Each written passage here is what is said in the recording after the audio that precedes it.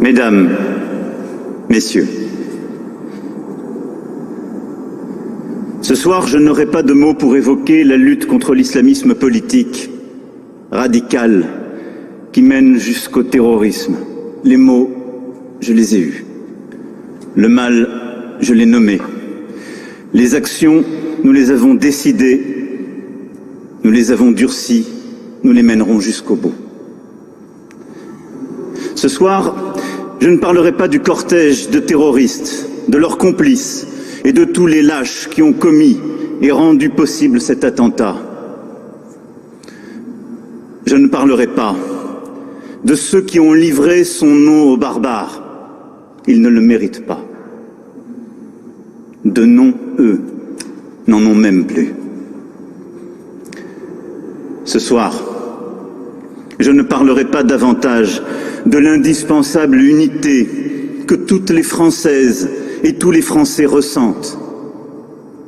Elle est précieuse et oblige tous les responsables à s'exprimer avec justesse et à agir avec exigence. Non. Ce soir, je veux parler de votre fils. Je veux parler de votre frère, de votre oncle, de celui que vous avez aimé, de ton père. Ce soir, je veux parler de votre collègue, de votre professeur, tombé parce qu'il avait fait le choix d'enseigner, assassiné parce qu'il avait décidé d'apprendre à ses élèves à devenir citoyens, apprendre les devoirs pour les remplir, apprendre les libertés pour les exercer. Ce soir, je veux vous parler de Samuel Paty. Samuel Paty aimait les livres, le savoir, plus que tout. Son appartement était une bibliothèque.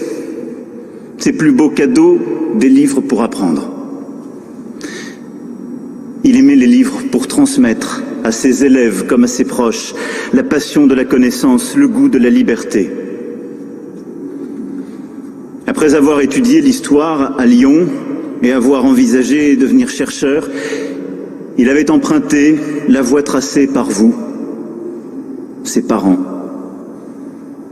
instituteur et directeur d'école à Moulins, en devenant chercheur en pédagogie, comme il aimait à se définir, en devenant professeur. Aussi, ne pouvait-on trouver meilleur endroit que la Sorbonne, notre lieu de savoir universel depuis plus de 8 siècles, le lieu de l'humanisme, pour que la nation puisse lui rendre cet hommage. Samuel Paty aimait passionnément enseigner, et il le fit si bien, dans plusieurs collèges et lycées, jusqu'à celui de Conflans-Sainte-Honorine. Nous avons tous, ancré dans nos cœurs, dans nos mémoires, le souvenir d'un professeur qui a changé le cours de notre existence. Vous savez, cet instituteur qui nous a appris à lire, à compter, à nous faire confiance. Cet enseignant qui ne nous a pas seulement appris un savoir, mais nous a ouvert un chemin par un livre, un regard, un instant passé, par sa considération. Samuel Paty était de cela. De ces professeurs que l'on n'oublie pas.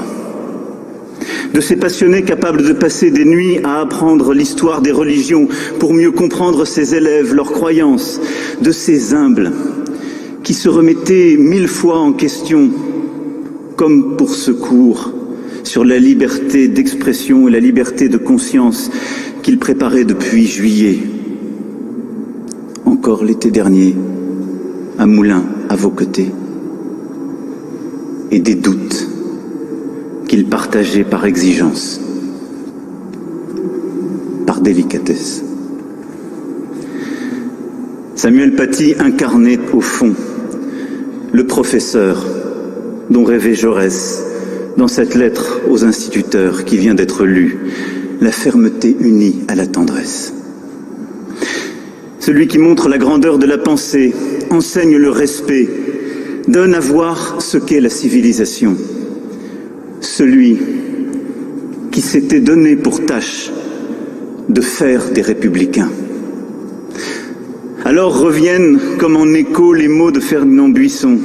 Pour faire un républicain, écrivait-il, il faut prendre l'être humain si petit et si humble qu'il soit et lui donner l'idée qu'il faut penser par lui-même, qu'il ne doit ni foi ni obéissance à personne, que c'est à lui de chercher la vérité et non pas à la recevoir toute faite d'un maître, d'un directeur, d'un chef, quel qu'il soit. Faire des républicains, c'était le combat de Samuel Paty.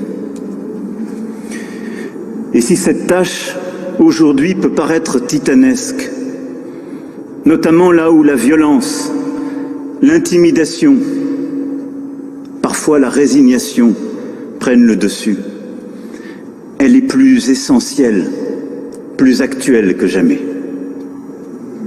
Ici, en France, nous aimons notre nation, sa géographie, ses paysages et son histoire, sa culture et ses métamorphoses, son esprit et son cœur.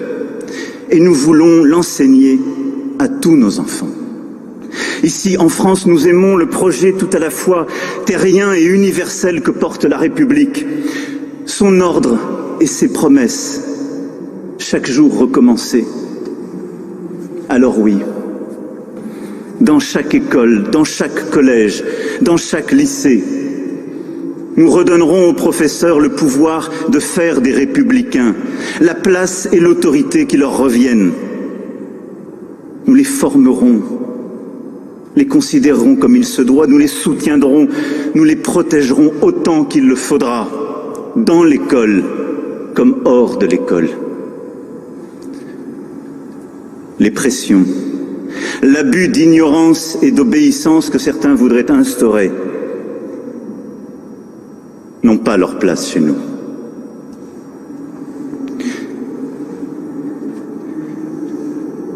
Je voudrais que ma vie et ma mort servent à quelque chose, avait-il dit un jour, comme par prescience.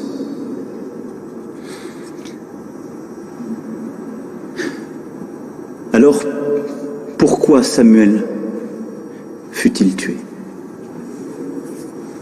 Pourquoi? Vendredi soir, j'ai d'abord cru à la folie aléatoire, à l'arbitraire absurde.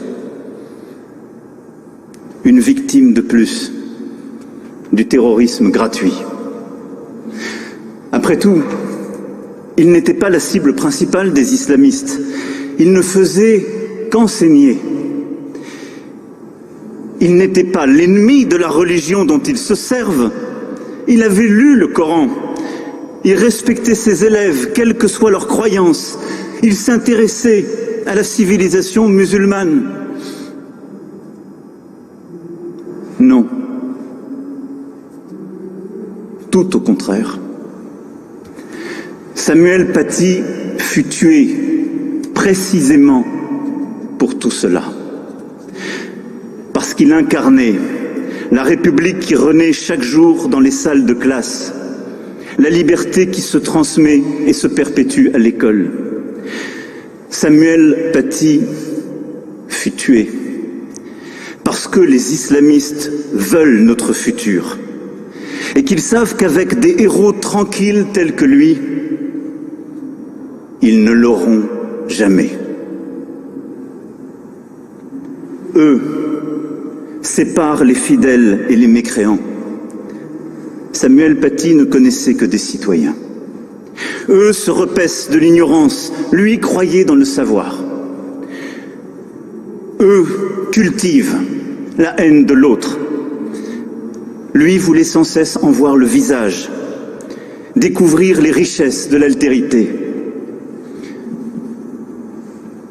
Samuel Paty fut la victime de la conspiration funeste, de la bêtise, du mensonge, de l'amalgame, de la haine de l'autre, de la haine de ce que profondément, existentiellement, nous sommes. Samuel Paty est devenu vendredi le visage de la République, de notre volonté de briser les terroristes, de réduire les islamistes, de vivre comme une communauté de citoyens libres dans notre pays, le visage de notre détermination à comprendre, à apprendre, à continuer d'enseigner, à être libre.